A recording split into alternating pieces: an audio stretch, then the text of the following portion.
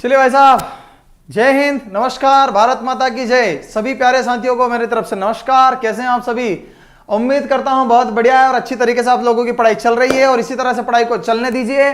मध्य प्रदेश के सामान्य ज्ञान में मैं चर्चा करने जा रहा हूं। मध्य प्रदेश का भौगोलिक विभाजन अर्थात मध्य प्रदेश का जियोग्राफिकल पार्ट हम पढ़ रहे हैं और मध्य प्रदेश के जियोग्राफिकल पार्ट में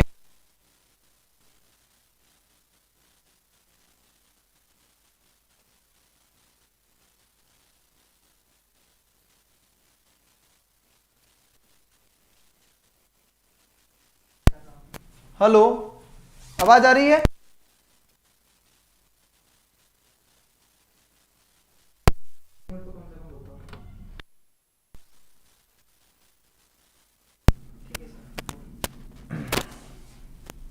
हाँ, नमस्कार भाई, जल्दी से लिंक शेयर कर दीजिए, जल्दी से लिंक शेयर कर दीजिए। ओके,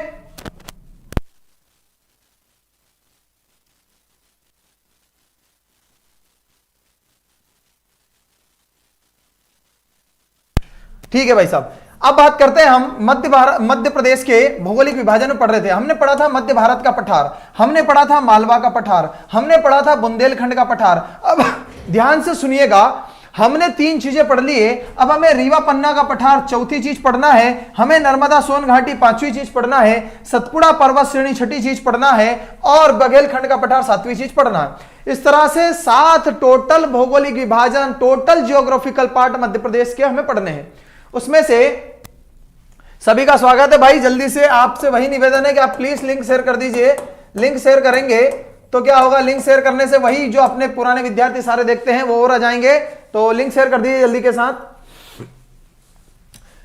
मध्य भारत पठार हो चुका है, मालवा का पठार हो चुका है, बुंदेलखंड का पठार हो चुका है। आज पढ़ते हैं रीवा पन्ना का पठार। तो देखिएगा रीवा पन्ना का पठार कहां पर आता है।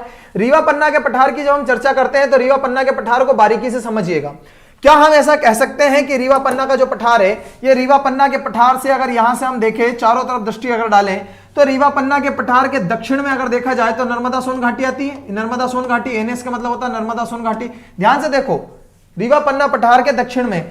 यह प्रश्न आप नजरअंदाज इसलिए नहीं कर सकते क्योंकि कल जब मैंने आपको 2016 का जब मैंने आपको लगवाया था टेस्ट पेपर, तब मैंने आपसे कहा था कि यहां पर एक जिला आता है, यहां पर एक जिला आता है, उस जिले का नाम है अशोकनगर। अशोकनगर जिले की एक जगह आती है चंदेरी। और एमपी पुलिस 2016 का प्रश्न है कि चंदेरी कौन सी भौगोलिक सीमाओं को साझा करता है।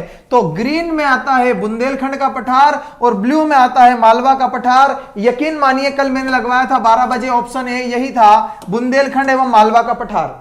तो प्रश्न कहां से कब आ जाएगा कोई भरोसा नहीं है।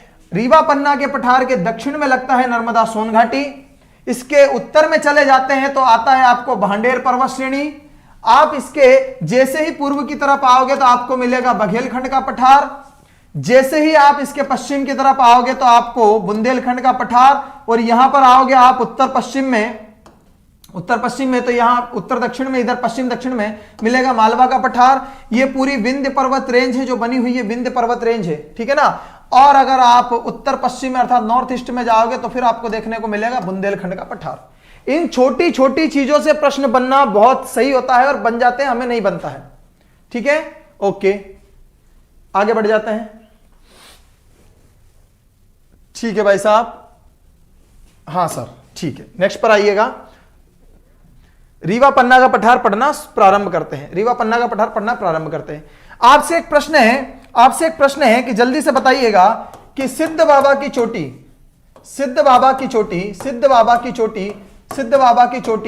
कौन से पठार की सबसे ऊंची चोटी है। जल्दी से उत्तर दीजिएगा, सबसे ऊंची चोटी है।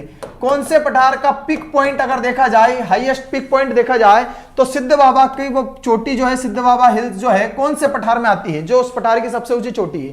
पहला उत्तर दीजिएगा। ओके,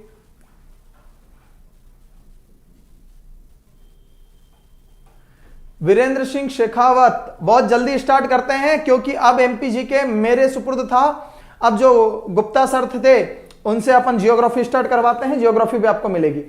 बहुत बढ़िया, उत्तर आना शुरू हो गया और सभी लोगों का एक जैसा आंसर आ रहा है। आप बहुत अच्छे।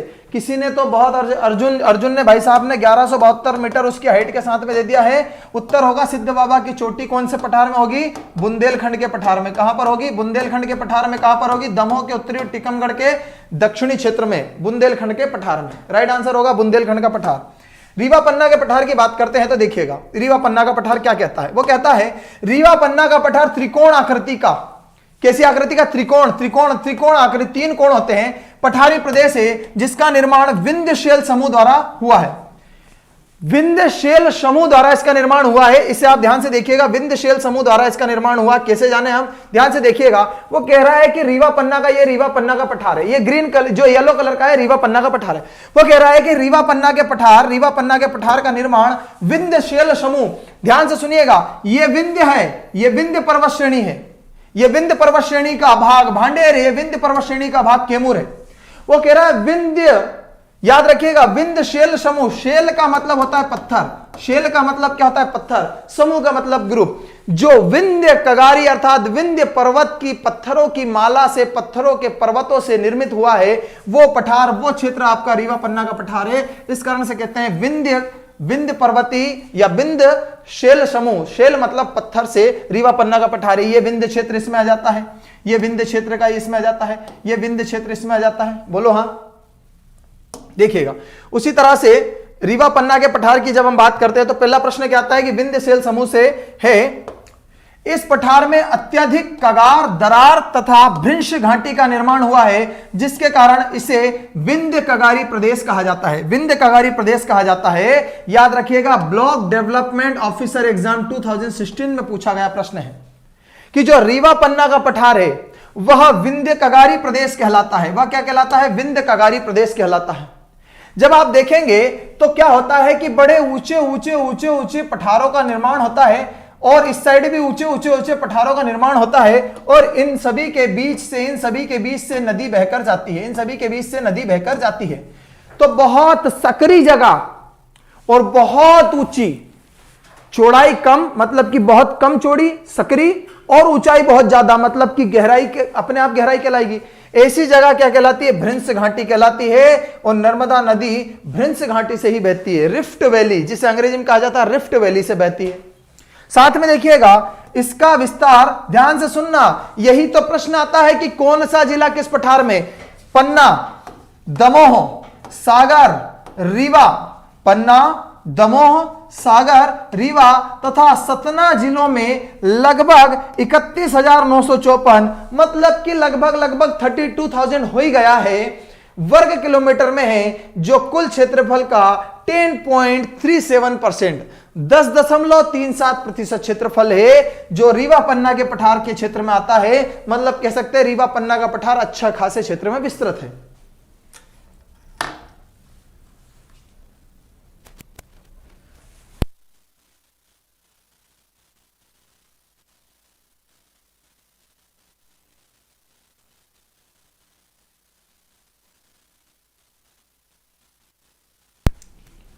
नेक्स्ट पर आ जाते हैं। चलिए भाई आगे बढ़ते हैं, इसका स्क्रीनशॉट लीजिए आप। वो कह रहा है इसकी औसत ऊंचाई कितनी है? वो कह रहा है कि भाई 350 से 400 मीटर इसकी जो एवरेज हाइट है। क्या है? एवरेज हाइट है। औसत ऊंचाई कितनी, एवरेज हाइट कितनी है? 350 से 400 मीटर। मिट्टी, लाल पीली मिट्टी और बलुई मिट्टी का यहां पर क्षेत्र है। लाल पीली मिट्टी मतलब मैं कह सकता हूं कि एक प्रश्न ये लिख सकता हूं, सम्मिश्रित मिट्टी पाई जाती है रीवा पन्ना के पठारी क्षेत्र में। रीवा पन्ना पठार के दक्षिण व दक्षिण पूर्वी सीमा पर विंध्याचल पर्वत श्रृंखला, दक्षिण व दक्षिण पूर्वी भाग पर विंध्याचल पर्वत श्रृंखला की भांडेर व कैमूर श्रेणियां स्थित है। अभी मैंने बताया भांडेर और कैमूर। रीवा पन्ना पठार के दक्षिण पश्चिम में, अभी आपको समझ में नहीं आ रहा, बहुत आराम से सोचोगे ना तो आप इसे कह सकते हो साउथ, पश्चिम को कह सकते हो वेस्ट, मतलब कि साउथ वेस्ट, दक्षिण पश्चिम। याद रखिएगा जो दिशा होती है वो 4 दिशा तो आप जानते हैं कि ये पूर्व है, ये पश्चिम है, ये उत्तर है, ये दक्षिण है। आपके समझ के लिए बता दूं कि अगर ये पूर्व है, ये पश्चिम है, ये उत्तर है और ये दक्षिण है, मतलब कि मैं कह सकता हूं अगर ये ईस्ट है, ये वेस्ट है, ये नॉर्थ है और ये साउथ है, तो इन चारों दिशाओं के बीच में एक एक और दिशा जाती है, मतलब कि ये जो दिशा जाएगी, तो ध्यान से सुनिएगा, इससे मैं कह सकता हूं उत्तर पूर्व। इंग्लिश मीडियम वाले ध्यान दें, नॉर्थ ईस्ट। क्यों कहेंगे नॉर्थ ईस्ट? क्योंकि नॉर्थ और ईस्ट के बीच में है। अगर मैं इस दिशा की बात करता हूं तो ये क्या कहलाएगी? ये कहलाएगी आपकी उत्तर पश्चिम, मतलब इसे मैं कह सकता हूं नॉर्थ वेस्ट, क्योंकि नॉर्थ और वेस्ट के बीच में है। अगर ये दिशा बीच में आएगी तो मैं इसे क्या कह सकता हूं? इसे मैं कह सकता हूं, इसे साउथ ईस्ट कह सकता हूं। साउथ अर्थात दक्षिण और ईस्ट मतलब पश्चिम, दक्षिण पश्चिम है। और ये जो दिशा होती है इसे मैं क्या कह सकता हूं? पूर्व दक्षिण पूर्व कह सकता हूं। दक्षिण पूर्व मतलब साउथ ईस्ट कह सकता हूं, क्योंकि इन दोनों के बीच में है। इसे शास्त्रों में ये जो नॉर्थ ईस्ट है, इसे याद रखिएगा ईशान कोण कहा जाता है। ईशान कोण क्या कहा जाता है? ईशान कोण। यही सबसे शुभ होता है जिसके ईशान कोण कहा जाता है। तो मैं क्या कह रहा हूं? इसके दक्षिण पश्चिम में, जैसे ही मैंने कहा दक्षिण पश्चिम मतलब कि साउथ ईस्ट में, यहां की बात कर रहा हूं, यहां की बात कर रहा हूं। नर्मदा नदी तथा उत्तर पूर्व में, मतलब ये उत्तर पूर्व में नॉर्थ ईस्ट में सोन नदी प्रवाहित होती है, अर्थात इस पठार की दक्षिणी पश्चिम सीमा का निर्धारण नर्मदा नदी द्वारा होता है। आपको लग रहा होगा कि सर इतने लंबे लाइन आपने लिखी, इसमें से क्या प्रश्न बनेगा? तो आखिरी में मैंने आपकी सहूलियत के लिए एक ही लाइन लिख दी कि दक्षिण पश्चिम, मतलब कि यह दक्षिण और यह पश्चिम, इसके बीच में मतलब कह सकता हूं साउथ ईस्ट, साउथ वेस्ट, दक्षिण पश्चिम सीमा का निर्धारण नर्मदा नदी करती है। प्रश्न है कि रीवा पन्ना पठार के दक्षिण पश्चिम सीमा का निर्धारण कौन से स्थान करता है? और स्टेट इंजीनियरिंग सर्विस 2016 में पूछा गया है। बोलो, स्टेट इंजीनियरिंग सर्विस 2016 की एग्जाम में पूछा गया है कि रीवा पन्ना के पठार की दक्षिण पश्चिम सीमा का निर्धारण कौन करता है। वहीं पर आपकी कांस्टेबल 2016 में पूछा गया है कि चंदेरी किन दो भौगोलिक क्षेत्रों को बांटता है या उसमें सीमा साझा करता है। वहीं पर आपसे पूछा गया था कि बुंदेलखंड के दक्षिण में क्या आता है। तो प्रश्न तो यहीं से भी आता है कि आपको स्थिति ज्ञात हो कि कौन सी किधर चीज है। बोलो, ओके।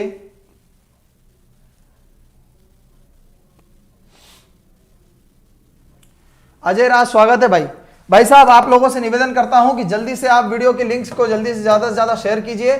मुझे पता है बहुत सारे लोग अब ऑफलाइन पढ़ने भी लग गए हैं, तो कुछ लोगों का जो रुझान है वो ऑफलाइन की तरफ बढ़ गया है। साथ ही साथ में आपसे ये भी कह सकता हूं कि आप वीडियो को लाइक जरूर करेंगे। तो ज्यादा से ज्यादा बच्चे वीडियो को लाइक कीजिए प्लीज। वीडियो को जितने जल्दी लाइक करेंगे उतनी जल्दी हम आगे बढ़ते हैं, ठीक है ना? ओके, लाइक का बोलना पड़ता है, इसलिए बोलना पड़ता है कि लाइक करना आप ही भूल जाते हो, ठीक है ना? तो आप भी करना चाहते हो, लाइक कीजिए, जल्दी से वीडियो को लाइक कीजिए।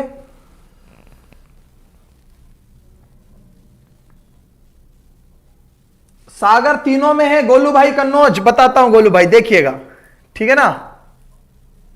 लैपटॉप में इंस्टॉल हो जाएगा बेटा, हो जाएगा, ऐप इंस्टॉल हो जाएगा, ठीक है ना? ओके, ध्यान से सुनिएगा। आपने एक बच्चे ने क्वेश्चन पूछा है कि सागर तीनों में है, कौन से में? भाई साहब मेरे ध्यान से सुनिएगा, ये जो स्थिति है ना जिला सागर की जो स्थिति है वो ये वाली स्थिति, ये जिला सागर लगा हुआ, उत्तर प्रदेश की सीमा से जिला सागर लगा हुआ है। ये जिला सागर लगा हुआ है। ये सागर जिला मालवा के पठार में है, ये सागर जिला बुंदेलखंड के पठार में है, ये सागर जिला रीवा पन्ना के पठार में है। क्लियर होगा आप सभी को? तीनों क्षेत्र में, रीवा पन्ना के पठार में, बुंदेलखंड के पठार में, और कहां पर होगा? मालवा के पठार में, जिला सागर, ठीक है? वापस से आ जाते हैं हम अपनी स्थिति पर जहां हम पढ़ रहे थे, ठीक है? रीवा पन्ना के पठार में ये देखिएगा, जो चीज हमने पढ़ी थी वो हमने फिर से इसे दिखाने की कोशिश की है। आपसे मैं यही उम्मीद करता हूं कि आप लोग इन चीजों का जल्दी से स्क्रीनशॉट ले, क्योंकि नर्मदा सोन घाटी इधर आती है, मालवा का पठार आता है, यहां पर बुंदेलखंड का पठार आता है। अब याद रखिएगा, नर्मदा सोन घाटी में सोन घाटी आती है। यह क्वेश्चन पूछा था कि नर्मदा नदी घाटी, उसने क्या पूछा था कि रीवा पन्ना के पठार का दक्षिण मतलब कि साउथ, पश्चिम मतलब कि वेस्ट, दक्षिण पश्चिम क्षेत्र किससे लगता है? अब बताओ, इसमें कोई मास्टर इससे ज्यादा क्या बताएगा? वो यही बताएगा ना कि यह दक्षिण है, यह पश्चिम है, और इन दोनों के बीच में दक्षिण पश्चिम साउथ वेस्ट लगता है। यह नर्मदा नदी घाटी प्रवाहित होती है। और यह प्रश्न आपसे स्टेट इंजीनियरिंग सर्विस एग्जाम 2016 में पूछा गया है। कल को वो ये ना पूछे, कल को वो ये पूछ ले कि ये ईस्ट है और ये नॉर्थ है, वो पूछे कि नॉर्थ ईस्ट में कौन सी जगह है, तो सोन नदी घाटी। तो उसने साउथ वेस्ट में पूछ लिया कौन सी नदी घाटी? नर्मदा नदी घाटी। अब आप इसका स्क्रीनशॉट ले ताकि मैं आपको दिखाऊं कि रीवा पन्ना पठार के दक्षिण पश्चिम में नर्मदा सोन घाटी आती है। बोलो हां। रंजना विश्वकर्मा, डेली क्लासेस का टाइम बेटा 10 बजे से है, ठीक है ना? 10 बजे से क्लासेस का टाइम रहता है। ओके,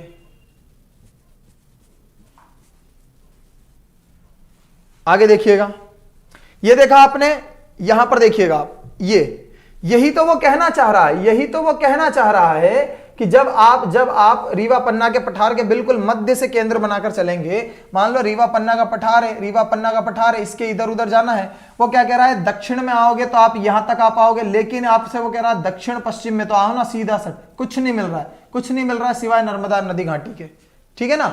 ओके, नेक्स्ट पर बढ़ते हैं, यहां देखिएगा, इस पठार के अंतर्गत भांडेर श्रेणी से, कौन सी श्रेणी से, भांडेर श्रेणी से दक्षिण दिशा में 29 किलोमीटर लंबा तथा 13 किलोमीटर चौड़ा जबेरा का गुंबद है। और सीधा सा प्रश्न था, जबेरा का गुंबद किस पठार में आता है? जबेरा का गुंबद जो आता है स्टेनोटाइपिस्ट एंड असिस्टेंट ग्रेड 3 में आता है, जो कि 2013 के प्रश्न में पूछा गया। देखो, स्टेनोटाइपिस्ट एंड असिस्टेंट ग्रेड 3 की 2013 के एग्जाम में पूछा गया है कि जबेरा का गुंबद किस पठार में है, तो याद रखिएगा जबेरा का गुंबद रीवा पन्ना के पठार में, जबेरा का गुंबद रीवा पन्ना के पठार में।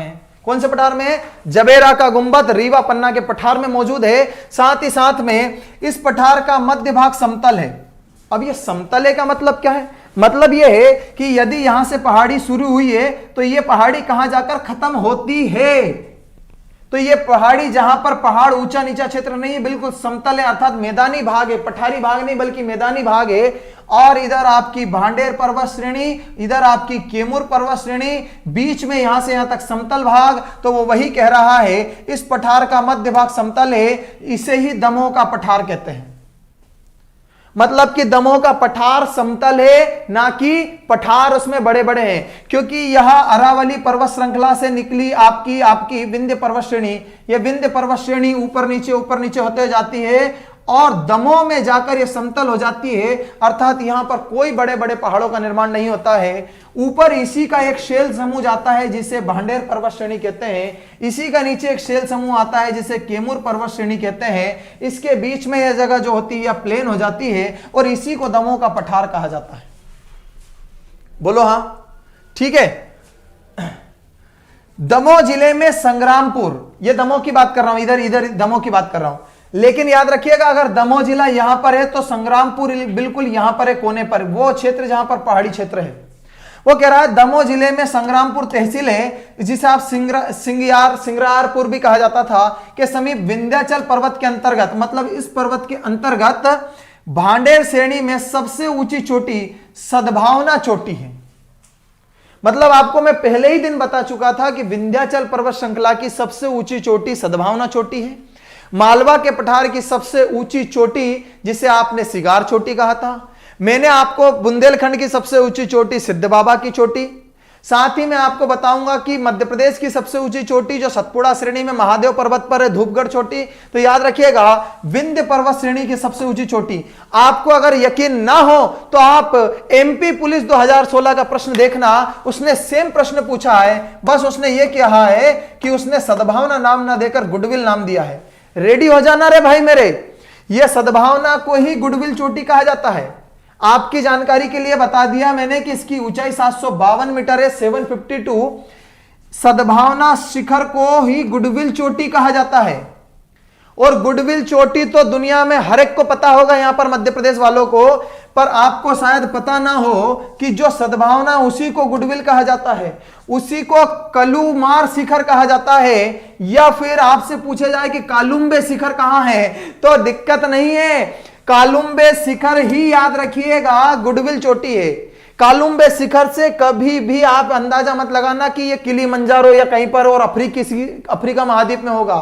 कालुम्बे शिखर मध्य प्रदेश में है। कालुम्बे का नाम कलुमार है, उसे ही गुडविल कहते हैं, जिसे आपने सिर्फ और सिर्फ सद्भावना के नाम से पढ़ा होगा, याद रखिएगा। ओके बच्चे, वो जिले पढ़ाएंगे, बिल्कुल पढ़ाएंगे, ठीक है ना। मुक्ता चटर्जी जिले पढ़ाएंगे और भोपाल से शुरू करूंगा। Keep smiling, I am from Maharashtra. Okay, बंसी खराड़ी सुबह 7 बजे से क्लासेस लग रही बेटा, 7 बजे से 12 बजे तक। याद रखिएगा, ब्लॉक एक्सटेंशन ऑफिसर 2017 के एग्जाम में पूछा गया था गुडविल चोटी, और मैं आपको बता दूं कांस्टेबल 2016 के पेपर में भी पूछा गया है गुडविल चोटी कहां पर है। तो गुडविल चोटी, सद्भावना चोटी, कलुमार शिखर या कालुम्ब शिखर, चारों एक ही है, अलग अलग नहीं है। गंगाधरी शक्तिमान है, ये बात को याद रखिएगा। इसका स्क्रीनशॉट लो भाई, इसका स्क्रीनशॉट लो।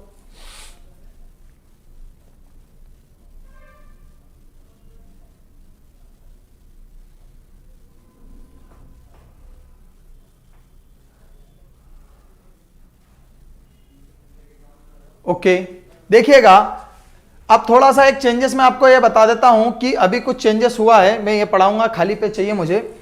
एक चेंजेस क्या हुआ है वो देखिएगा,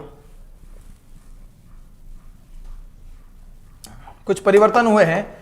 जो क्लास आपकी मेरी क्लास के तुरंत बाद लगती थी, ध्यान से सुन लेना भाई प्लीज 1 मिनट के लिए, महिला एवं बाल विकास की, महिला एवं बाल विकास की जो क्लास लगती थी आपकी, वो 11:30 की बजाय अब 12:30 बजे से कर दी गई है। 12:30 से 1:30 बजे तक दोपहर में, पीएम 12:30 से 1:30 बजे तक आपकी कौन सी क्लास रहेगी? बाल विकास की। कौन सी रहेगी? बाल विकास की, ग्रेड 3 वालों के लिए बाल विकास की क्लास, क्योंकि टाइम चेंज हुआ है, बाल विकास क्लास रहेगी और दांगी सर पढ़ाएंगे, ठीक है ना। दांगी सर के द्वारा बाल विकास क्लास जो 11:30 12:30 थी, 12:30 से 1:30 कर दी गई है, ठीक है ना। और जो 12:30 से ओपी सर की क्लास थी, वो 1:30 बजे से 2:30 बजे के बीच में कर दी गई है। आप समय का विशेष ध्यान रखें। ये क्या कौन सी होगी? पेडागोजी, ठीक है ना, पेडागोजी की क्लास होगी। पेडागोजी कौन से विषय की होगी? तो याद रखिएगा गणित की, गणित की पेडागोजी होगी और इसे ओपी सर पढ़ाएंगे, ठीक है ना। दूसरी चीज देखिएगा, जो आपकी क्लास थी करंट अफेयर्स की गुप्ता सर की, वो गुप्ता सर की क्लास जो है वो 4 से 5 कर दी गई है। 4 से 5, 5 से 6 उसका टाइम था, उसको उठाकर 4 से 5 कर दिया गया है। उसमें करंट अफेयर्स आपको पढ़ाया जाएगा और वो पढ़ाएंगे आपको कौन? गुप्ता सर, ठीक है ना। दूसरी चीज देखिएगा, अब जो आपको पिछले वर्षों के लास्ट ईयर के question, previous year question paper जो थे ना, प्रीवियस ईयर क्वेश्चन पेपर, वो जो क्लास मैंने कल 12 बजे ली थी, उसका पूरा टाइम चेंज होकर शाम को शिफ्ट हो गया है। क्या याद रखिएगा, प्रीवियस ईयर के क्वेश्चन पेपर जो होगा वो 7 से 8 जो रहेगा, 7 से 8 जो रहेगा वो रहेगा रीजनिंग रहेगा। रीजनिंग पढ़ाएंगे आपको साकेत सर, प्रीवियस ईयर के क्वेश्चन, ठीक है ना। यहां पर देखिएगा 8 से 9 में आपका एमपीजी के रहेगा, एमपीजी के प्रीवियस ईयर क्वेश्चन रहेंगे, वो पढ़ाऊंगा मैं शेखावत सर, ठीक है ना। ओके, ये बात याद रखिएगा। तीसरी चीज देखिएगा, 9 से 10 में आपका रहेगा साइंस, जो साइंस रहेगा वो साइंस आपके पढ़ाएंगे अग्रवाल सर, ठीक है ना। अग्रवाल सर अर्थात शिवम सर ही अग्रवाल सर है, गंगाधरी शक्तिमान है। 10 से 11 में आपको जो मैथ्स का रहेगा, 10 से 11 में जो आपको रहेगा वो रहेगा मैथ्स, वो रहेगा आपका मैथ्स, और ये मैथ्स पढ़ाएंगे आपको पचौरी सर। ये है आज का टाइम टेबल, ठीक है ना। याद रखिएगा, ये टोटल पूरा आप ठीक से देख लीजिएगा। जय हिंद भैया, जय हिंद, नमस्कार। ये दिया टाइम, ये दे दिया पूरा, है ना। अरे अनीता रावत बेटा ऑफलाइन का बताया तो सुबह 7 बजे से लग रही है, सुबह 7 से 12 ये है ऑफलाइन का, ठीक है ना। ये है ऑफलाइन का, ये ऑफलाइन क्लास का है, सुबह 7 से 12। कोई क्वेरी चाहिए आपको तो इस नंबर पर 997772 पर आप कॉल कर सकते हैं। अगर इस पर फोन ना लगे, बात ना हो, तो लास्ट में 2 की जगह बस 5 लगाकर फिर पुनः दूसरे नंबर पर बात कर सकते हैं, ठीक है। ओके, आपकी क्लास एप्लीकेशन वाली कोई प्रभावित नहीं होगी, वो चलती रहेगी। देख लिया आपने, ये प्रीवियस ईयर के क्वेश्चन है, ठीक है ना, प्रीवियस ईयर के क्वेश्चन है। ओके, नेक्स्ट पर आ जाओ। यहां पर देखिएगा, ये आपने पढ़ लिया था गुडविल या कलुमार या शिखर, कालुम्बे शिखर को ही गुडविल चोटी कहा जाता है। देखेंगे रीवा पन्ना पठार के, कौन सा? रीवा पन्ना पठार के अंतर्गत टोंस, बिहड़, ओदा, महाना, सोन, केन और बिछिया आदि नदियां प्रवाहित होती। जी हां, रीवा पन्ना का पठार ही वो जगह है जहां से सबसे ज्यादा प्रमुख बड़ी बड़ी नदियां, बड़े बड़े जलप्रपात, बड़े बड़े झरने बहते हैं। जैसे कि अगर आपसे मैं बात करूं टोंस नदी को याद रखिएगा, तमस ऋषि के नाम पर तमसा नदी कहा जाता है।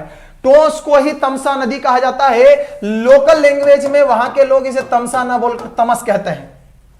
साथ में बिहड़ नदी की बात करता हूं तो ये बिहड़ नदी ही है जिस पर सबसे ज्यादा जलप्रपात आपके पियावन जलप्रपात, बहुटी जलप्रपात, केवटी जलप्रपात। आप इधर देखिएगा चचाई जलप्रपात, केवटी नहीं है, केवटी महाना नदी पर है, ठीक है ना।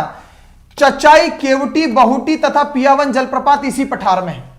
जी हां, मध्य प्रदेश का सबसे बड़ा वाटरफॉल, मध्य प्रदेश का सबसे, आपको देखो क्वेश्चन याद है, मैंने ऐसा नहीं कहा कि आपको याद नहीं, आपको याद है कि मध्य प्रदेश में, अब ध्यान से सुनिएगा, यहां भी चचाई जलप्रपात से बड़ा जलप्रपात बहुटी हो गया है। क्या आपको पता है? आपको पता है कि 2017 में अंतिम परीक्षा कांस्टेबल हुई थी, उसके बाद में परीक्षा के बाद समाचार पत्रों में आया था 2017 में ही कि चचाई जलप्रपात से बड़ा जलप्रपात वाटरफॉल बहुटी है। ये उसी नदी पर, बिहड़ पर, ये उसी जगह पर है, रीवा में। ध्यान से सुनिएगा, मैं कह रहा हूं कि चचाई, केवटी, बहुटी तथा पियावन जलप्रपात है कहां, ये आपको पता है, पर पठार पूछे तो फिर उत्तर देकर आइएगा रीवा पन्ना के पठार में। कहां पर है? रीवा पन्ना के पठार में। बोलो हां, ओके। केमूर श्रेणी यमुना व सोन नदी बेसिन तथा भांडेर श्रेणी गंगा व नर्मदा नदी बेसिन के मध्य जल विभाजक का कार्य करती है। वो क्या कह रहा है? वो कह रहा है केमूर श्रेणी जो है वो यमुना और सोन के बीच में जल बांटती है, और भांडेर श्रेणी जो है वो नर्मदा और गंगा के बीच में जल बांटने का कार्य करती है। मतलब वो ये कहना चाह रहा है कि ये जो आपकी ऊपर जा रही है भांडेर पर्वत श्रेणी, और ये जो आपकी नीचे जा रही है केमूर पर्वत श्रेणी, इसमें अंतर क्या है? वो कह रहा है केमूर श्रेणी यमुना व सोन नदी के बीच में जल बांटती है, यमुना व सोन नदी के बीच में। वहीं पर भांडेर पर्वत श्रेणी जो होगी वो गंगा और नर्मदा बेसिन के बीच में जल बांटती है। गंगा में जाने वाला पानी और नर्मदा में जाने वाला पानी, इन दोनों के बीच में भांडेर श्रेणी खड़ी हुई है। आगे देखेंगे, विंध्याचल पर्वत पहाड़ियों की टूट फूट, ध्यान से सुनना, विंध्याचल पहाड़ियों की टूट फूट श्रृंखला से बना भाग है। क्या बोल रहा है वो? विंध्याचल पर्वत पहाड़ियों की, विंध्याचल जो पर्वत है वो पहाड़ियों की टूट फूट श्रृंखला से बना भाग है। मतलब पहाड़ी है, टूटी फूटी, बड़ी, विस्तार, समतल भाग, गड्ढे, कगार, भ्रंश घाटी, दरारें। मतलब समझ आ रहा? पहाड़ी और ऊंची पहाड़ी, फिर गड्ढा, फिर दरार, फिर सकरी, फिर चौड़ाई, फिर उसमें से जाओगे फिर पता चल रहा है समतल भाग, कोई पहाड़ी नहीं, कोई गड्ढा नहीं, मैदान पड़ा। इस तरह से विंध्याचल पर्वत बनी है। इसकी औसत ऊंचाई 500 मीटर है। यह श्रृंखला उत्तर के मैदान व दक्षिण के पठारी भागों के मध्य विभाजक का कार्य करती है।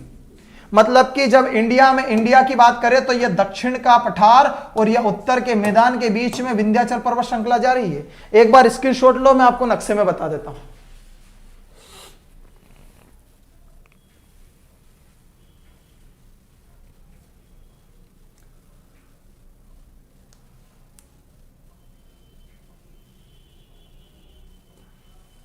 नम्रता भाबर जी, इकोनॉमिक्स की क्लास लगती है, इकोनॉमिक्स की क्लास लगती है, और वो ऑफलाइन क्लासेस में आपको इकोनॉमिक्स की क्लास मिलने वाली है।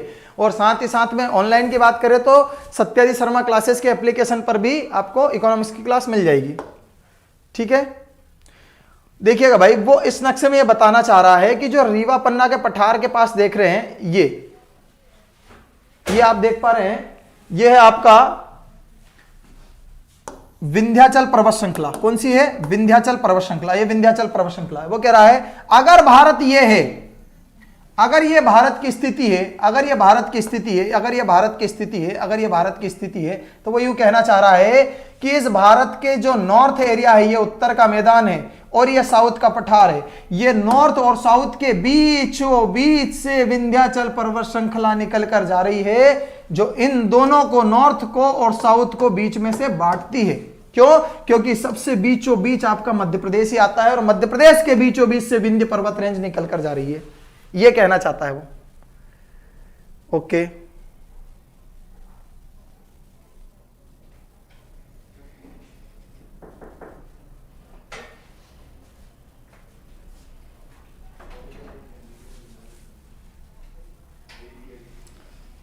पेड कोर्स वालों को ऑफलाइन की ओर बिल्कुल लगेगी अनिल जी, बिल्कुल लगेगी, अलग से लगेगी मेरे दोस्त वो तो।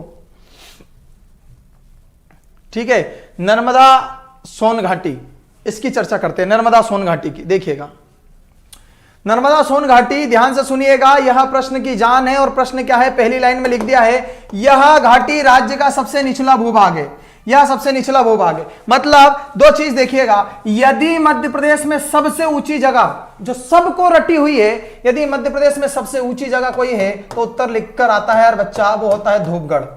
ठीक है, अगर वो कह रहा है कि सबसे निचली जगह अर्थात सबसे निचला क्षेत्र अगर कोई है तो वो आपका नर्मदा सोन घाटी है। यह प्रश्न मिला, मतलब कि नर्मदा सोन घाटी मध्य प्रदेश के भौगोलिक क्षेत्र में सबसे निचला भूभाग होता है, अर्थात जियोग्राफिकल कंडीशन अगर देखा जाए मध्य प्रदेश की तो सबसे गड्ढे अर्थात मैं कह सकता हूं सबसे निचले भाग में आपकी नर्मदा सोन घाटी क्षेत्र आता है। तो पहला प्रश्न हुआ, यदि मध्य प्रदेश का सबसे ऊपरी क्षेत्र धूपगढ़ है तो मध्य प्रदेश का सबसे निचला क्षेत्र नर्मदा सोन घाटी है।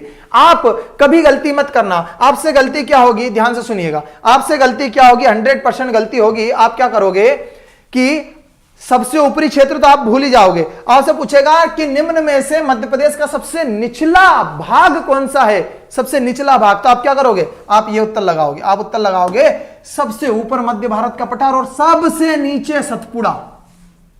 और आपसे गलती यही हो गई, यहां निचले भाग का मतलब मध्य प्रदेश में नीचा नहीं है, मध्य प्रदेश में नीचे की बात नहीं कर रहा है वो कह रहा है कि जहां पर गहराई ज्यादा हो, जहां पर पहाड़ियां ऊपर ना हो बल्कि खड्डे बने हो। तो आप खुद सोचो कि प्रदेश की सबसे बड़ी नदी नर्मदा नदी है, वही नदी सबसे ज्यादा गड्ढे बनाकर जाएगी।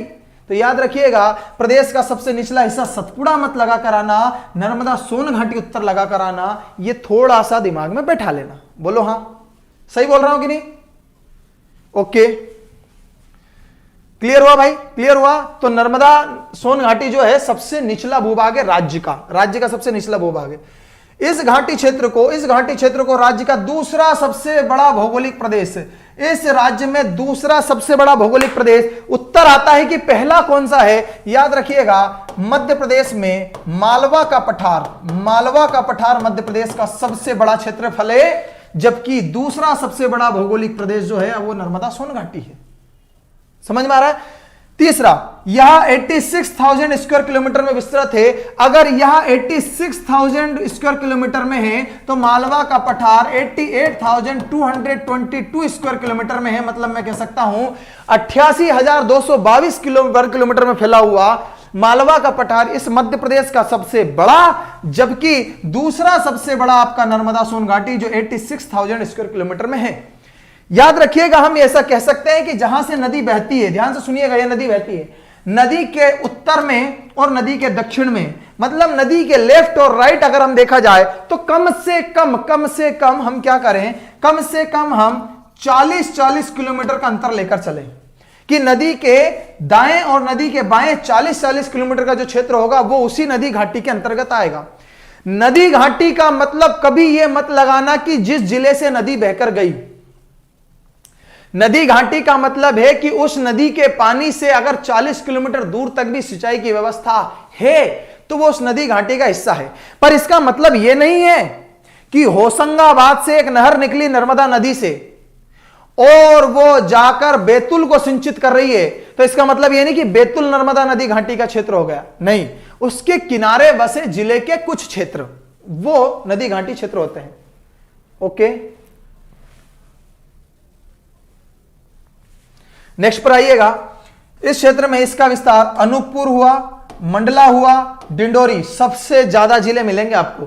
वो जिले तो सब लिख लो जहां जहां नर्मदा नदी बहती। देखो, अनूपपुर से निकलती है, फिर डिंडोरी, फिर मंडला, फिर नरसिंहपुर, फिर जबलपुर, फिर कटनी, होशंगाबाद, रायसेन, सीधी भी आता है इसमें, क्योंकि नर्मदा सोन घाटी की बात कर रहा हूं, नर्मदा सोन घाटी की बात कर रहा हूं, सोन भूलना मत, और सोन याद रखोगे तो कटनी भी आएगा, सीधी भी आएगा, खंडवा, खरगोन, सीहोर, धार, बड़वानी तथा अलीराजपुर जिले, खास करके नर्मदा नदी घाटी की चर्चा हम कर रहे हैं। तो ठीक है, बोलो हां।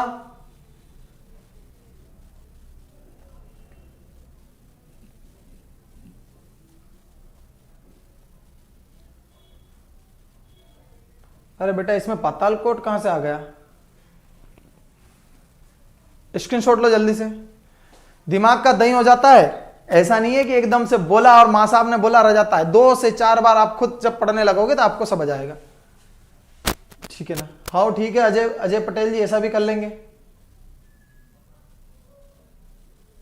राजेंद्र जी, जो ऐप की क्लासेस है, एप्लीकेशन की क्लासेस, वो आपको डेली मिल जाती है। आपको इवनिंग टाइम में सर लाइव क्लास भी लेते हैं, उस पर वो भी मिल जाएंगी। ठीक है ना? साथ ही साथ मैं आपसे कहूंगा कि भाई साहब 976 लाइक है, फटाफट लाइक को 1100 लाइक के पास पहुंचाइए। आप जिन्हें लाइक नहीं किया प्लीज लाइक कीजिए जल्दी से।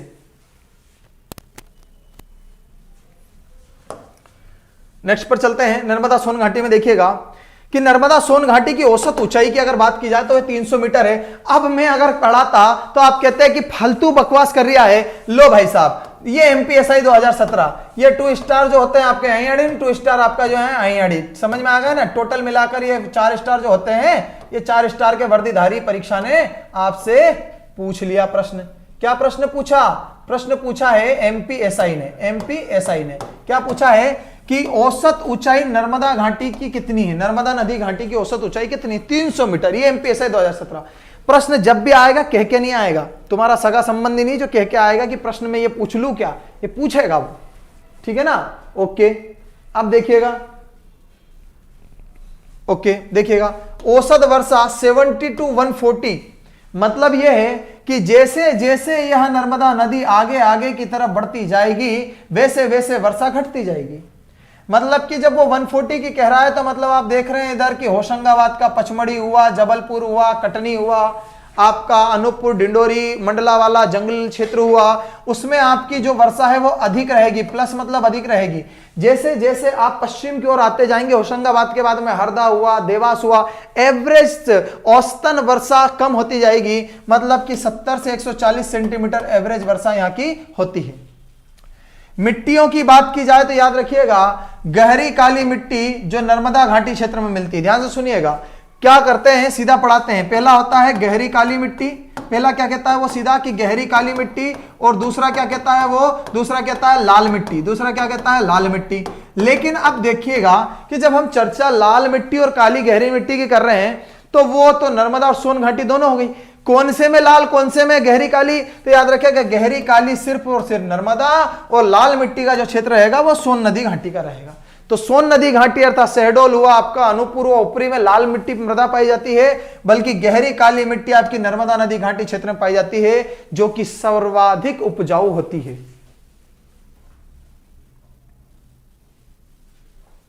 यहां पर देखिएगा, नर्मदा घाटी क्षेत्र में सर्वाधिक उत्पादन के कारण इसे राज्य की अन्न पेटी कहा जाता है। लिखो, क्वेश्चन मार्क बिल्कुल हटा दो और लगाओ जल्दी से आंसर और डबल स्टार बनाओ कि मध्य प्रदेश में राज्य की अन्न पेटी, वो जिला नहीं पूछेगा, वो जिला नहीं पूछेगा कि राज्य की अन्न पेटी में जिला नहीं देगा कि होशंगाबाद देगा कि छिंदवाड़ा देगा कि उज्जैन देगा या फिर आपको कुछ और देगा, वो आपसे पठार ही पूछेगा। तो जो पठार वाले प्रश्न आप कहीं ना कहीं मिस करते आ रहे हैं ना, वो यहां से आते हैं कि राज्य की अन्न पेटी। ये प्रश्न अगर आपको लगता है अंधेरे में तीर, तो इन्हें एक बार पढ़ लीजिए, पढ़ने के बाद में ये कुछ भी नहीं है, फकीर जैसे प्रश्न है। राज्य की अन्न पेटी किसे कहा जाता है? हम क्या कह रहे हैं कि भाई साहब ये नर्मदा नदी बह रही है, याद रखिएगा ये नर्मदा नदी बह रही है। यहां मैंने सिर्फ कहा नर्मदा नदी घाटी में सर्वाधिक, सिर्फ नर्मदा घाटी, यहां सोन की बात ही नहीं हुई है, यहां सोन नदी की बात नहीं हो रही है, सिर्फ और सिर्फ नर्मदा की बात हो रही है। वो कह रहा है नर्मदा घाटी क्षेत्र में सर्वाधिक उत्पादन के कारण इसे राज्य की अन्न पेटी कहा जाता है। यह नर्मदा नदी आपकी, नर्मदा नदी यहां से प्रवाहित हो रही है, यह नर्मदा नदी आपकी प्रवाहित हो रही है। तो वो क्या कह रहा है कि एक तो इसके किनारे पर मिट्टी कैसी, गहरी काली, और पानी साल भर नर्मदा नदी में पानी रहता है, इस कारण से यहां पर अन्न अनाज बहुत अधिक होता है। आजकल नर्मदा नदी घाटी के क्षेत्र में मूंग की फसल अत्यधिक होने लगी है। तो राज्य की अन्न पेटी किसे कहा जाता है? याद रखिएगा नर्मदा घाटी क्षेत्र को राज्य की अन्न पेटी के नाम से जाना जाता है। अन्य नहीं, अन्न, अन्न मतलब खाने का जो होता है ना, खाद्यान्न, उसकी बात कर रहे हैं वो, ठीक है ना। प्रदेश की सर्वाधिक जायद फसलें, जायद फसलें ध्यान से सुनिएगा, जायद फसलें इसी क्षेत्र में पैदा होती है। जायद फसलें क्या, ध्यान से सुनिएगा, ये नदी बहकर जा रही है, ये नदी बहकर जा रही है। अब होता क्या है, जब नदी बहती है तो गर्मी के दिनों में हो जाता है पानी कम। जब पानी गर्मी के दिनों में हो जाता है कम, तो यह नदी आपकी जो बहकर जा रही थी, यह नदी जो आपकी बहकर जा रही थी, ध्यान से सुनिएगा, सर्वाधिक जायद फसलें जो होती है वो यहीं से मिलती है, ठीक है ना। देखिएगा यह नदी बहकर जा रही है, यह नदी बहकर जा रही है, आप देखिएगा यहां पर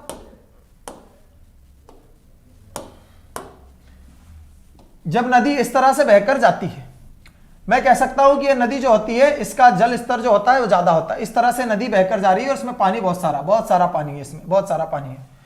लेकिन हुआ क्या कि जब गर्मी आती है तो इसका पानी हो जाता है कम, इसका पानी हो जाता है कम, और मैं ये कह सकता हूं कि जो नदी थी जो नदी थी वो इतनी चौड़ी थी, ये नदी थी इतनी चौड़ी थी और इसमें होगा पानी कम। अब जो बीच में जगह बची है, अब जो बीच में जगह बची है, ये वाली जो जगह बची है जिसमें रेत होती है, किनारा होता है, ये वाली जो जगह बचती है, इसमें गर्मी में लोग क्या करते हैं, इसमें क्या करते हैं लोग, खरबूजा, बोलो हाँ, समझ में आ रहा है कि नहीं आ रहा, खरबूजा हुआ, सब्जी हुआ, सब्जियां बो देते हैं, ठीक है ना, खीरा ककड़ी हुआ, ठीक है, इस तरह से लोग क्या करते हैं, खीरा ककड़ी हुआ, सब्जी हुआ, खरबूजा हुआ, यह नर्मदा नदी के किनारे किनारे रेत में ऐसी फसल को उगाते हैं। और गर्मी के दिनों में ऐसी फसल जो ना रबी की फसल हो ना खरीफ की फसल हो, अर्थात ना वो ऐसी फसल हो जिसमें पानी देकर बोया जाता है जैसे कि गेहूं चना, ना वो ऐसी फसल हो जो बारिश से पैदा होती है जैसे कि आपका हो गया मक्का या फिर सोयाबीन, वो ऐसी फसल जो नर्मदा नदी के किनारे पर रेती क्षेत्र में बोई जाती है वो जायद की फसल कहलाती है। इन्हीं फसलों को नगदी फसल भी कहते हैं। क्या कहते हैं, नगदी फसल। नगदी फसल मतलब ऐसी फसल होती है जिनका पैसा नगद आता है, समझ में आ रहा है ना, ये व्यापारिक फसलें होती है, इन्हें बेचा ही जाता है, खास करके घरेलू काम में भी आता है। नम्रता बाबर जी, ये शायद चौथा लेक्चर है पठार वाला, याद रखिएगा। तो सर्वाधिक जायद फसलें कहां पर होती है, तो सर्वाधिक जायद फसलें जो होती है वो नर्मदा घाटी क्षेत्र में होती है। नर्मदा घाटी क्षेत्र को ही राज्य की अन्न पेटी के नाम से जाना जाता है, क्योंकि यहां पर खाने का जो अन्न है वो सबसे ज्यादा पैदा होता है। मालवा के पठार में आओगे तो सोयाबीन अत्यधिक होगा, लेकिन सोयाबीन खाने के काम में नहीं आता है। अगर गेहूं की अगर बात करो तो राज्य की अन्न पेटी, गेहूं का अन्न पेटी नर्मदा घाटी क्षेत्र है। रीजन सुनिएगा, क्योंकि मध्य प्रदेश का जिला नरसिंहपुर, मध्य प्रदेश का जिला नरसिंहपुर के बाद में आपका जिला होशंगाबाद के बाद में आपका जिला हरदा, बहुत काफी है, सब पर भारी है। 3 जिले कौन कौन से, नरसिंहपुर, होशंगाबाद और हरदा, और तीनों नर्मदा घाटी के जिले हैं। बोलो ठीक है ना, ओके। इस क्षेत्र में मतलब नर्मदा नदी घाटी क्षेत्र में गोंड, कोरकू तथा बेगा जनजाति प्रमुखता के साथ निवास करती है। अगर मैं बात करूं गोंड जनजाति की, तो आपने डिंडोरी और मंडला वाला क्षेत्र देखा ही होगा। जबलपुर क्षेत्र, जबलपुर जो है गोंड शासकों की राजधानी रहा है। मंडला क्षेत्र जबलपुर में भी बहुत रहा है, क्योंकि रानी दुर्गावती की समाधि, थोड़ा दिमाग लगाना अपने हिसाब से। कोरकू जनजाति की बात करूं तो होशंगाबाद जिले में सर्वाधिक, मध्य प्रदेश में सर्वाधिक कोरकू जनजाति होशंगाबाद और बैतूल में रहती है। और बेगा जनजाति की बात करूं तो बेगा जनजाति सबसे बड़ा क्षेत्र है बेगाचक, जो डिंडोरी में आता है। तो डिंडोरी और मंडला में बेगा जनजाति, कोरकू जनजाति होशंगाबाद बैतूल में, और गोंड जनजाति आपकी जबलपुर में और मंडला डिंडोरी क्षेत्र में निवास करती है। और ये तीनों जो जनजातियां हैं नर्मदा घाटी क्षेत्र में आती है। यहीं से एक प्रश्न आपको देता हूं, आप इस प्रश्न का उत्तर शायद दे पाए तो बहुत अच्छी बात होगी। और प्रश्न ये है कि याद रखिएगा,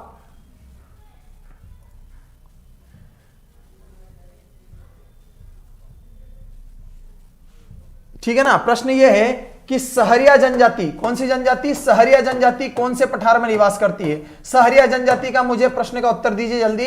सहरिया जनजाति कौन से पठारी क्षेत्र में निवास करती है, सहरिया जनजाति।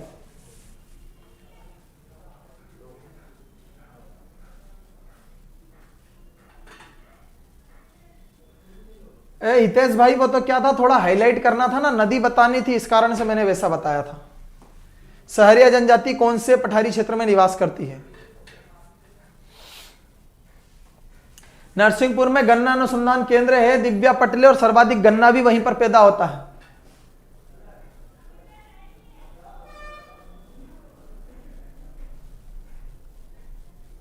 ये अब उत्तर आना शुरू हुआ है बच्चों का, और उत्तर क्या है, मध्य उच्च प्रदेश नहीं रे मेरे दोस्त, मध्य उच्च प्रदेश का वो भाग है। मध्य उच्च प्रदेश के भाग की बात करो।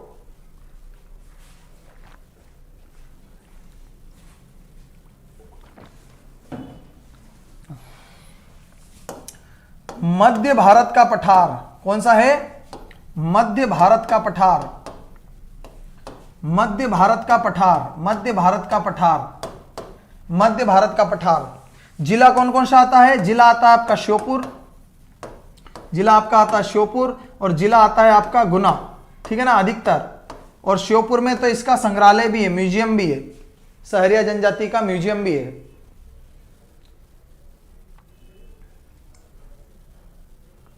ओके। चलिएगा भाई नेक्स्ट पर आइएगा।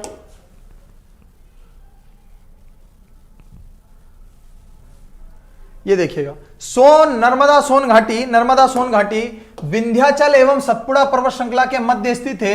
एमपीपीएससी फॉरेस्ट सर्विस 2018 मतलब कि कितनी बड़ी परीक्षा का पूछा गया प्रश्न है। एमपीपीएससी मतलब कि आपकी स्टेट की सबसे बड़ी परीक्षा, वो क्या पूछ रही है, नर्मदा सोन घाटी विंध्याचल एवं सतपुड़ा पर्वत श्रृंखला के मध्य स्थित है। इसको साबित करने के लिए 1 मिनट भी नहीं लगेगा, बहुत बढ़िया से दिमाग में बैठेगा। ध्यान से देखिएगा वो क्या कह रहा है, नर्मदा सोन घाटी किन के बीच में स्थित है उसे देखते हैं हम।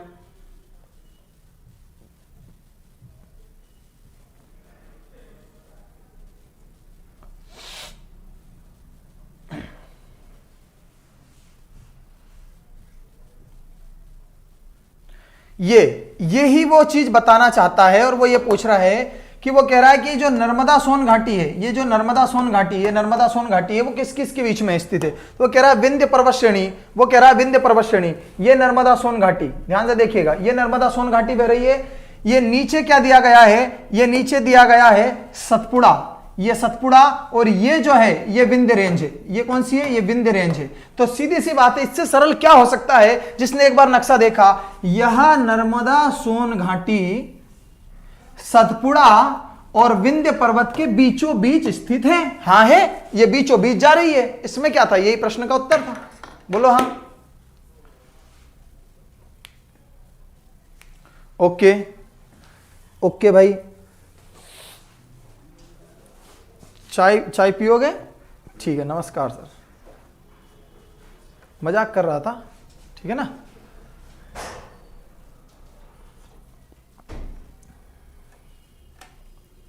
ना जाने किस विषय पर चर्चा चल रही है। हाँ पर बढ़िया है, अच्छा टाइम पास हो रहा है आप लोगों का, लेक्चर चल रहा है और आप लोगों का मनोरंजन हो रहा है, ठीक है। दूसरी चीज देखिएगा, यहां तक आगे। अब देखिएगा, नर्मदा नदी एक भ्रंश घाटी है। नर्मदा नदी एक भ्रंश घाटी है, अर्थात मैं कह सकता हूं आपकी जानकारी के लिए, इसी भ्रंश घाटी को रिफ्ट वैली कहते हैं। इसे नर्मदा नदी घाटी को भ्रंश घाटी कहते हैं, और भ्रंश घाटी का मतलब होता है रिफ्ट वैली। भ्रंश घाटी मतलब याद रखिएगा, एक ऐसा घाटी क्षेत्र जहां पर, ध्यान से सुनिएगा, चौड़ाई कम हो ऊंचाई अधिक हो। जरूरी नहीं कि चौड़ाई कम हो तो ऊंचाई अपने आप बढ़ जाती, नहीं। पत्थरों का एक ऐसा मायाजाल जहां पर बहुत सक्रिय हो, सक्रिय मतलब कि बहुत कम जगह हो लेकिन ऊंचाई बहुत हो। जब ऐसा होता है तो वह जगह अपने आप गहरी हो जाती है, क्योंकि जितना ऊंचा होगा उतना गहरा होगा। गहरा ही होना है, भ्रंश घाटी नहीं होता है। अगर वो गहरा है लेकिन बहुत चौड़ा है तो भ्रंश नहीं है। बहुत सक्रिय मतलब ये कह सकते हैं, एक दीवार उठा दी गई हो और मेरे पीछे एक दीवार और मेरे एक आगे एक दीवार, तो कितनी सी जगह है, मतलब कि बंदर छलांग मारकर ऊपर चल जाए, इस तरह से सक्रिय घाटी लेकिन गहराई और उसमें बहुत पानी बहता हो, उसकी बात कर रहा है वो भ्रंश घाटी। अब जरूरी नहीं कि पानी बहता हो। भ्रंश घाटी का मतलब ही होता है, भ्रंश घाटी का मतलब ही होता है, याद रखिएगा, कुछ इस तरह से।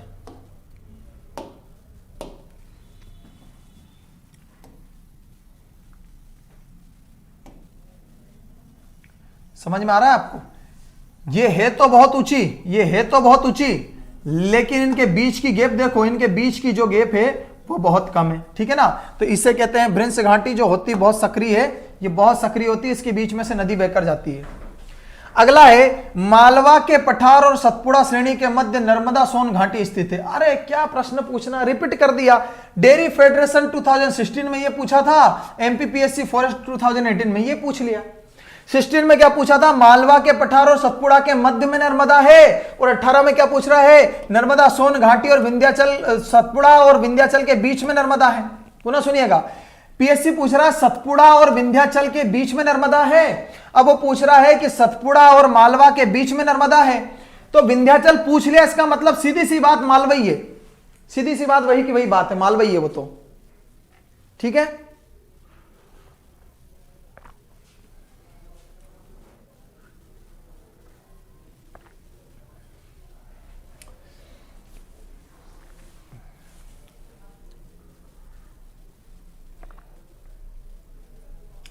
सोनू मीना धन्यवाद भाई।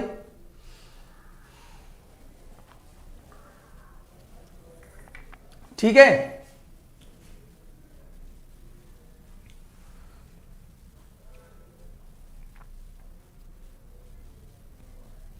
ठीक है, अब आएगा आपका सतपुड़ा मेकल श्रेणी और एक बचेगा बघेलखंड का पठार। ये मात्र और महज दोनों चीजें बची है, याद रखिएगा। ये दोनों मैं आपको पढ़ाऊंगा कल, अर्थात आपसे मैं बात करूंगा सतपुड़ा पर्वत श्रेणी की। यहां से सर्वाधिक प्रश्न पीएससी में बने हैं, याद रखिएगा। इसी से सतपुड़ा मेकल श्रेणी से वो जो प्रश्न आता है आपका, सतपुड़ा मेकल श्रेणी से ही प्रश्न आता है कि महादेव पर्वत श्रेणी कहां पर है, या फिर इसी से प्रश्न आता है आपका कि सर्वाधिक अगर पूछा जाए, जिस तरह से ये है, इस तरह से आपकी सतपुड़ा पर्वत श्रेणी रहेगी। इस सतपुड़ा पर्वत श्रेणी को पुनः फिर हम कल 3 भागों में बांटकर पढ़ेंगे। इसका एक भाग यहां पर रहेगा, दूसरा भाग यहां पर रहेगा और तीसरा भाग यहां पर रहेगा। मतलब मैं कह सकता हूं आपका डाउट पूरा क्लियर हो जाएगा कि ये जो है आपकी पर्वत श्रेणी, इसी को मेकाल पर्वत श्रेणी कहा जाता है। ये जो है आपकी बीच वाली, इसी को महादेव पर्वत श्रेणी कहा जाता है। और आपकी सबसे पश्चिम वाली है, इसी को राजपीपला की पहाड़ी कहा जाता है। क्या कहा जाता है? राजपीपला की पहाड़ी कहा जाता है। या इसी को अगर पूछा जाए पीएससी 2020 के अनुसार, तो इसे ही बुरहानपुर की, ठीक है ना, बुरहानपुर नहीं मेरे दोस्त, बड़वानी की, ठीक है ना। किसकी बात कर रहे हैं? बड़वानी की। इसे ही बड़वानी की पहाड़ी कहा जाता है। इसे ही क्या कहा जाता है? बड़वानी की पहाड़ी, बड़वानी की पहाड़ी कहा जाता है। ये सब पढ़ेंगे। आपसे पूछा जाता है कि धूपगढ़ चोटी कहां पर है। आपका दिमाग एक काम करता है कि अरे धूपगढ़ चोटी सतपुड़ा में है, पर वो सतपुड़ा ऑप्शन में नहीं देता है, वो देता है राजपीपला की पहाड़ी में, महादेव पर्वत श्रेणी में, मेकाल पर्वत श्रेणी में है। फिर हम सोचते हैं अरे यार ये तो बच गया था, सतपुड़ा ही पड़ा था। सतपुड़ा का एक भाग है महादेव, इसमें है। बोलो हाँ, ठीक है ना। कुछ इस तरह के प्रश्न कल हम पढ़ेंगे, तब तक के लिए तैयार लीजिएगा आप। और जाते जाते प्लीज मेरे दोस्त 1183 लाइक है ना, जल्दी से 1250 लाइक के ऊपर पहुंचाइए, क्योंकि आप लोगों के लाइक ही डिसाइड करते हैं कि हम अच्छे से पढ़ रहे हैं, ठीक है ना। चलिए, आप सभी को पढ़ाकर मुझे बहुत ज्यादा खुशी होती है और ऐसे बने रहिएगा। मिलता हूं कल, तब तक के लिए बाय बाय, नमस्कार, जय हिंद, धन्यवाद।